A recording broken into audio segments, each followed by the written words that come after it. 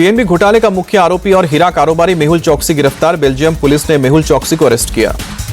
चोकसी पर $2 अरब के घोटाले का आरोप। भारतीय सुरक्षा एजेंसियों के अनुरोध पर बेल्जियम पुलिस ने अरेस्ट किया है। 2 महीने से भारतीय जांच एजेंसियां बेल्जियम एजेंसी के संपर्क में थी। लंबे वक्त के बाद फरार चल रहा था चोकसी। भारतीय जांच एजेंसियों ने चोकसी को बेल्जियम में देखने के बाद बेल्जियम सरकार से गिरफ्तारी की मांग की थी। सूत्रों के मुताबिक गिरफ्तारी के बाद चोकसी ने बेल्जियम की अदालत में जमानत याचिका दी है। स्वास्थ्य कारणों का हवाला दिया है। इलाज के सिलसिले में यूरोप आया था मेहुल चोकसी। वकीलों के मुताबिक गंभीर बीमारी से पीड़ित है। मेहुल चोकसी के प्रत्यर्पण की कोशिश में भारतीय जांच एजेंसी सूत्रों के मुताबिक एजेंसियों ने 3 महीने पहले प्रत्यर्पण की एप्लीकेशन दी थी। हिसार दौरे पर प्रधानमंत्री नरेंद्र मोदी राज्य की कई विकास योजनाओं की शुरुआत की। पीएम मोदी ने हिसार से अयोध्या की उड़ान को भी हरी झंडी दिखाई। हिसार हवाई अड्डे के नए टर्मिनल भवन की आधारशिला भी रखी। हिसार में प्रधानमंत्री नरेंद्र मोदी बोले, विकसित भारत और विकसित हरियाणा हमारी सरकार का लक्ष्य है। हिसार में पीएम मोदी ने कांग्रेस पर निशाना साधते हुए बोले, कांग्रेस ने वोट बैंक का वायरस फैलाया। इन्होंने SC, ST और OBC को सेकंड क्लास सिटीजन बना दिया।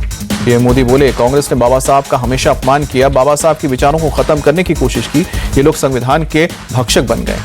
पश्चिम बंगाल में वक्फ कानून पर हिंसक प्रदर्शन के बाद मुर्शिदाबाद में इंटरनेट सेवा की गई है बंद। बीरभूम और मालदा जिले में भी हिंसा प्रभावित इलाकों में इंटरनेट सेवा रोकी गई। अफवाहों पर रोक लगाने के लिए प्रशासन ने एहतियात रविवार की रात को 10 बजे से 15 अप्रैल तक इंटरनेट सेवा रोकी। फोन और SMS की सुविधा जारी रहेगी। मुर्शिदाबाद में कानून व्यवस्था बनाए रखने के लिए राज्य सरकार 23 स्पेशल पुलिस ऑफिसर भेजेगी। 10 DCP, 10 इंस्पेक्टर और 3 असिस्टेंट इंस्पेक्टर रैंक के अधिकारी होंगे शामिल। मुर्शिदाबाद के हिंसा प्रभावित इलाकों में आज CRPF और RAF की कंपनियां भेजी जाएंगी। केंद्रीय गृह मंत्रालय ने BSF की 5 और कंपनी तैनात करने का फैसला किया है। पश्चिम बंगाल के गवर्नर CV आनंद बोस ने मुर्शिदाबाद हिंसा पर सख्त कार्रवाई की बात कही है। बोले, पूरे हालात पर नजर है, किसी को भी कानून अपने हाथ में लेने की इजाजत नहीं दी जाएगी। मुर्शिदाबाद के बहरमपुर में कांग्रेस के पूर्व सांसद अधीर रंजन चौधरी ने बीजेपी पर सांप्रदायिक ध्रुवीकरण का आरोप लगाया। कहा, CM ममता धर्मनिरपेक्ष होने का दिखावा कर रही है। अधीर रंजन ने कहा कि हिंसा से TMC और बीजेपी को फायदा होता है। दंगे वहीं होते हैं जहां सरकार चाहती है। एक बार गोधरा में ऐसा हुआ, जब बंगाल में यही होगा। केंद्रीय मंत्री सुकांतु मजूमदार का बयान। बोले कि मुर्शिदाबाद जिले से भागकर शरणार्थियों के रूप में मालदा आए लोग अभी लौटने को तैयार नहीं। सुकांतु मजूमदार ने कहा कि केंद्रीय बलों की तैनाती के बाद हालात में थोड़ा सुधार है, लेकिन अभी भी हालात ऐसे नहीं है कि हिंदू सिर उठाकर आजादी से रह सके। सुकांतु मजूमदार ने ममता बनर्जी पर निशाना साधते हुए कहा कि लोगों को एकजुट होकर लोकतांत्रिक तरीके से लड़ना होगा। वक्फ कानून के खिलाफ असम के सिलचर में प्रोटेस्ट के दौरान हिंसा प्रदर्शनकारियों ने BJP गो बैक के नारे लगाए। सिलचर में पुलिस और प्रदर्शनकारियों की झड़प। पुलिस ने लाठीचार्ज कर उपद्रवियों को खदेड़ा। इलाके में भारी पुलिस बल तैनात। हैदराबाद में वक्फ कानून के विरोध में प्रदर्शन। बड़ी तादाद में मुसलमान सड़कों पर उतरे। कानून वापस न होने तक प्रदर्शन की धमकी। 19 अप्रैल को हैदराबाद में all India Muslim Personal Law board करेगा प्रोटेस्ट। नए वक्फ लॉ के खिलाफ एकजुट होंगे मुस्लिम संगठन। वक्फ कानून को लेकर हो रहे प्रदर्शन के बीच All India Muslim Personal Law Board की मुसलमानों से अपील। बोले, कानून के दायरे में और शांतिपूर्ण प्रदर्शन करें। बीजेपी सांसद सुधांशु त्रिवेदी ने वक्फ कानून पर कहा कि कोई भी राज्य सरकार केंद्र सरकार के कानून के खिलाफ नहीं जा सकती। सुधांशु त्रिवेदी ने कहा कि अगर कोई ऐसा कह रहे हैं तो संविधान खतरे में है। ये बाबा साहब के संविधान का अपमान है। बाबा साहब भीमराव अंबेडकर की आज 134वीं जयंती। दिल्ली में संसद परिसर में राष्ट्रपति द्रौपदी मुर्मू ने श्रद्धांजलि दी। प्रधानमंत्री नरेंद्र मोदी संसद परिसर पहुंचे। संविधान निर्माता भीमराव अंबेडकर को श्रद्धांजलि दी। बोले, बाबा साहब के सिद्धांत विकसित भारत को मजबूती और गति देने वाले। उपराष्ट्रपति जगदीप धनखड़ संसद परिसर पहुंचे। BR अंबेडकर को श्रद्धांजलि अर्पित की। लोकसभा अध्यक्ष ओम बिरला ने भी बाबा साहब को श्रद्धांजलि दी। बीजेपी अध्यक्ष JP नड्डा ने भी श्रद्धांजलि अर्पित की। कांग्रेस के सांसद सोनिया गांधी संसद परिसर पहुंची। बाबा साहब अंबेडकर को श्रद्धांजलि अर्पित की। लोकसभा में नेता प्रतिपक्ष राहुल गांधी भी संसद परिसर पहुंचे। बाबा साहब अंबेडकर को श्रद्धांजलि दी। कांग्रेस के अध्यक्ष खड़गे ने भी बाबा साहब को श्रद्धांजलि दी। आज बाबा साहब अंबेडकर की 134वीं जयंती। यूपी CM योगी ने बाबा साहब अंबेडकर को श्रद्धांजलि दी। ट्वीट कर लिखा, बाबा साहब सच्चे अर्थों में भारत रत्न और लोकतंत्र की जीवंत पाठशाला थे। इंदौर के महू स्थित बाबा साहब अंबेडकर के जन्म स्थान स्मारक पर बड़ी संख्या में पहुंचे लोग। बाबा साहब के जयंती के मौके पर उन्हें श्रद्धांजलि दी गई। BSP चीफ मायावती ने अपने भतीजे आकाश आनंद को किया माफ। कहा कि आकाश को एक और मौका दिया जाएगा। मायावती बोली, अभी भी मैं स्वस्थ हूं, पार्टी के लिए काम करती रहूंगी, इसलिए मेरे उत्तराधिकारी बनाने का कोई प्रश्न नहीं उठता। बिहार के पूर्व मंत्री विष्णु पटेल जन सुराज में शामिल हुए। नीतीश कुमार के करीबी रहे हैं। केंद्रीय मंत्री लल्लन सिंह बोले, शराब व्यापारी तेजस्वी यादव को पैसे देते हैं, इसलिए तेजस्वी शराबबंदी के खिलाफ बोलते हैं। संघ प्रमुख मोहन भागवत 5 दिन के दौरा पर दौरे पर रविवार शाम को पहुंचे कानपुर रेलवे स्टेशन पर संघ के कार्यकर्ताओं ने किया जोरदार स्वागत। संघ प्रमुख मोहन भागवत ने 15 अप्रैल को कोयला नगर शाखा और 16 अप्रैल को निराला नगर शाखा का करेंगे दौरा।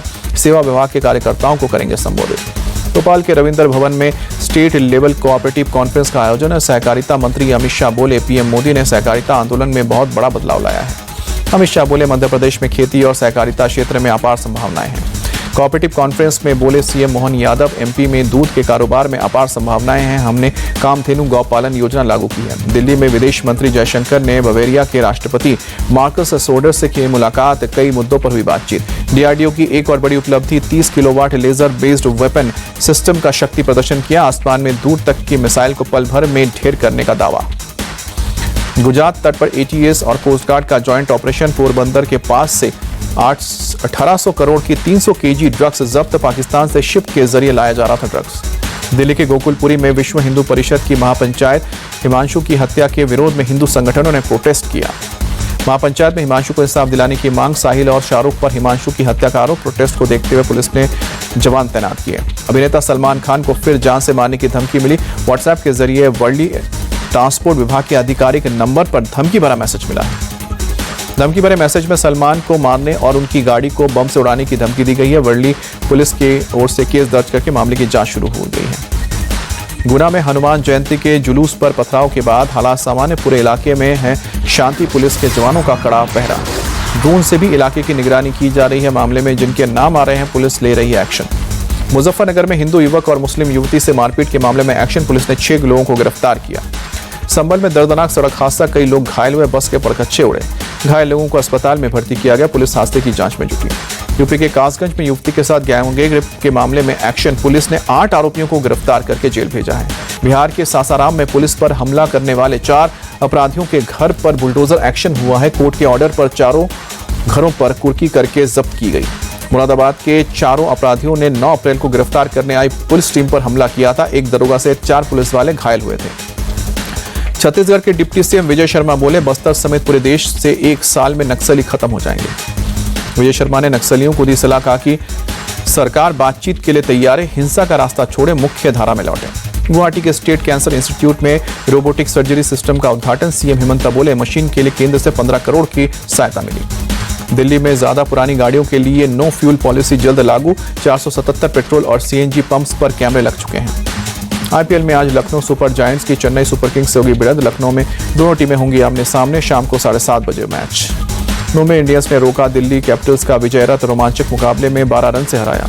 206 रन के लक्ष्य पीछा करने उतरी दिल्ली कैपिटल्स को अंतिम 2 ओवर में 23 रन बनाने थे, लेकिन 19वें ओवर में लगातार 3 बल्लेबाज उसके रन आउट हो गए। इस तरह से दिल्ली की पूरी टीम 193 पर ढेर हो गई।